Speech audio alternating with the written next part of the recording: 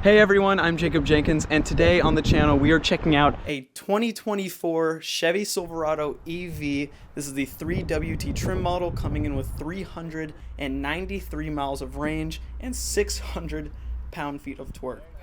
This is the first electric vehicle I've been able to check out for this channel, so I'm really excited to dive in with you guys.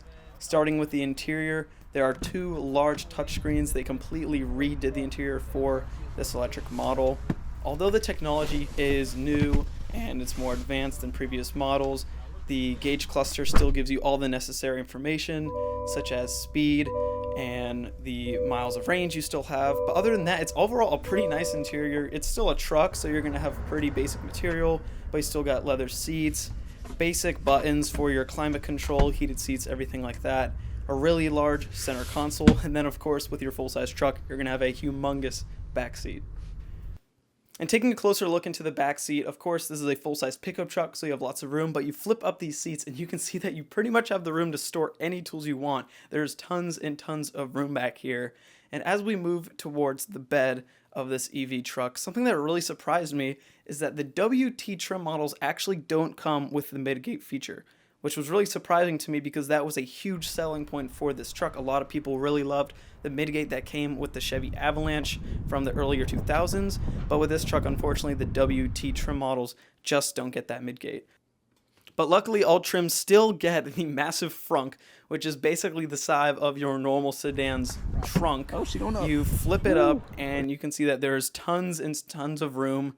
You can fit your tools, fit pretty much anything you want in here. This is a great spot to keep your charging cable.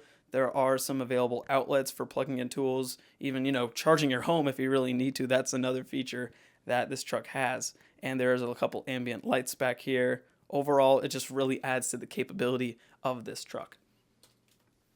And although I wasn't able to drive this truck, I was able to go for a ride along, and something that I immediately noticed was the instant torque. It is awesome how much power this truck has and how quickly you can access it. And of course, the backseat has tons and tons of room, whether it be for your legs or headroom. The technology is really good in this car with the dual touchscreen displays. Great stereo system. Of course, it still rides like a truck. It's not going to be like a Cadillac or Rolls Royce, anything like that. But since it does have a large wheelbase and it's just such a massive truck, it drives pretty well. And also, the technology was really surprising to me too. I think this thing came with like 6 different camera angles, which is definitely really helpful for parking and towing. Overall, it was a really cool experience getting to check out the Chevy Silverado EV. I think it's a great truck, but there's still some things that I think could use fixing, and that's why I want to talk about segueing into the next part of this video. All right, talking about the 2024 Chevy Silverado EV. I'm just going to hit the pros really quick because I know what you guys really want to talk about. That's the price. But really quick, the design.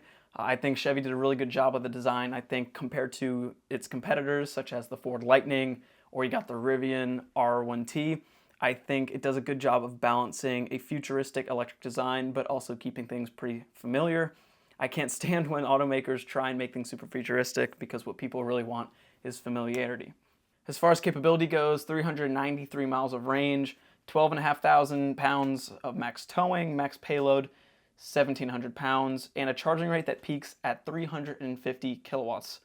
Given that you can actually find a charger that can kick out that many kilowatts, but those are all pretty good stats at 100 miles of range in about 10 minutes. Quality, I thought it was a pretty good truck, as far as driving experience goes. Pretty good truck, rode like a truck. Of course, it's electric and have that great acceleration, but deciding factor is the price. I think this is where GM just really needs to fix this truck, because at a 3WT trim, the truck that I was in cost $75,000, and I think that's just way too much for a work truck, and it actually doesn't even qualify for the $7,500 tax credit because in the eyes of the federal government, it is a luxury vehicle.